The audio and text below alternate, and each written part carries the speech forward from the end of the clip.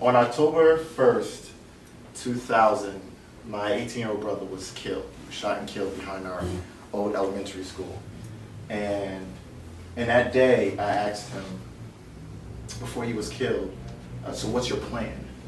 You know, what's your plan? He said, I don't have one. You know, and that's the pain point.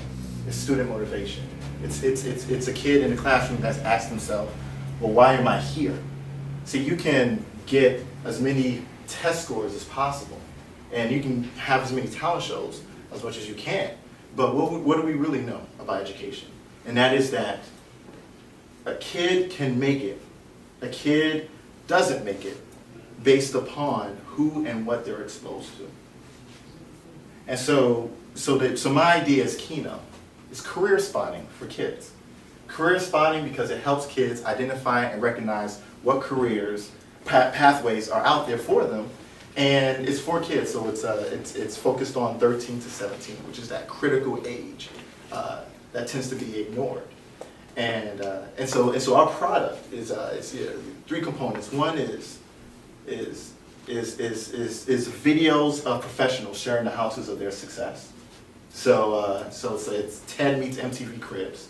You know, instead of this is how I'm living. This is like, well, this is what I'm doing. You know, so it solves the issue of kids not being exposed to all the career possibilities that are out there, right? So think about Reading Rainbow, go for careers, right? You guys Reading Rainbow. Yeah, it's been a while, but yeah. It's been a while. So the second is and I think that's what the Idea Kick really helped me to do. It helped me to really look at our concept, and a lot's happened since then. The second component is social gaming, and being able to incentivize every step of the way, kids building that roadmap. So, because what are we doing? We're making the roadmap that they're building as easy and simple as fun. I call it seriously fun, as creating a profile on Facebook, right? And so our position to kids is, okay, after you're done watching cats on YouTube, after you're done procrastinating on Facebook, where's your life going? Like, what's going on? What's happening?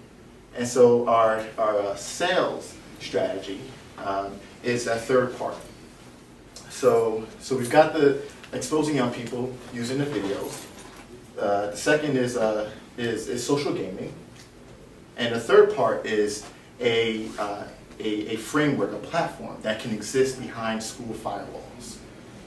Because that's one of the things that YouTube, Facebook, Twitter, you name it, have a problem, is that you can't access them during the hours of 8 a.m. to 3 p.m. With this particular age group.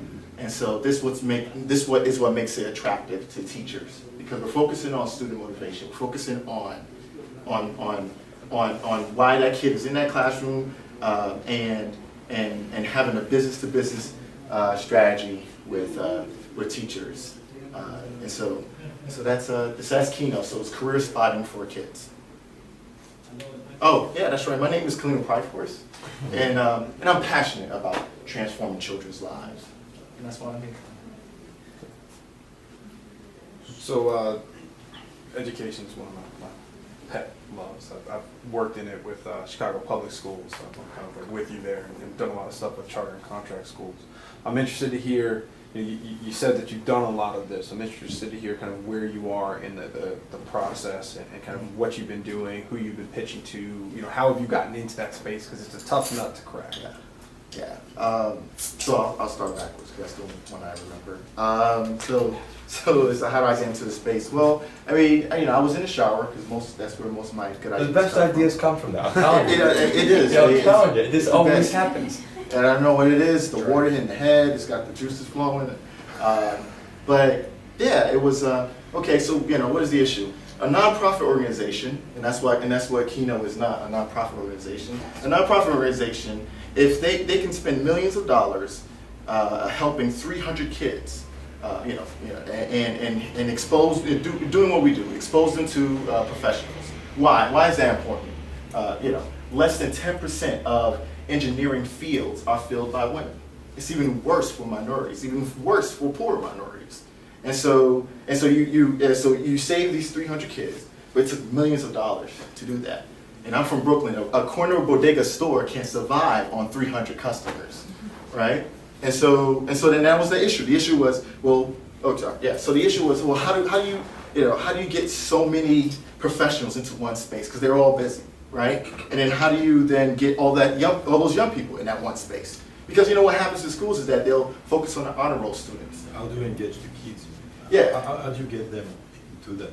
What's in there for you? If you told them, there's something about your career, they will rush the other way, Oh yeah, and that's the thing is that you don't focus. Is this another school thing? Yeah, you don't focus on a career. How can you? Because careers are focal points for them discovering their true calling. So it's really about, okay, so what do I really want to do in my life? And so if it's being able to have a video of P. Diddy in a music recording studio, and he said, Facebook. An app on Facebook where they show what they want to be. Maybe that's. Say it again. I'm sorry. Make it an app on Facebook. Yeah, but if they can't access Facebook during school hours, can't do it. Yeah. Yeah, but you're right. I mean, being able to aggregate content, being able to so that they can be able to connect it.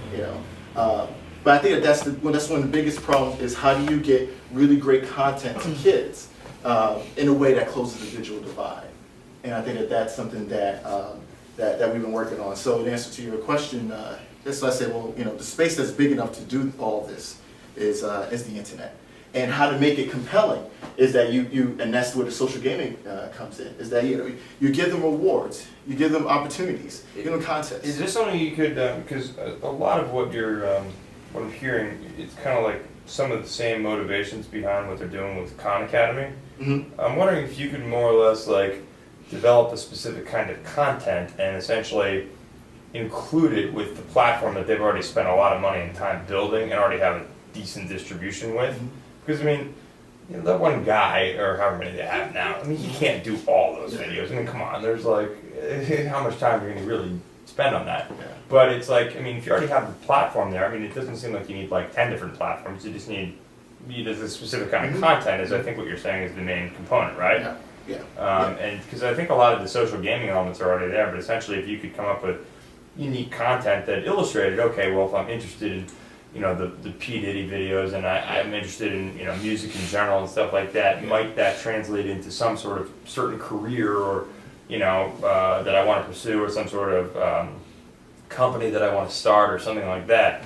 That's the part, I guess. Like, I mean, it seems like that's kind of the hard part, is translating what is a kid's interest into what might they do. Exactly. Just from personal experience, if you would ask me when I was 16 years old, what do you want to do? Like every other kid, I would have been like, well, I'm probably going to win the Super Bowl at some time. Probably going to do a lot of other great things. But it's just like, I mean, no kid thinks that far ahead, right?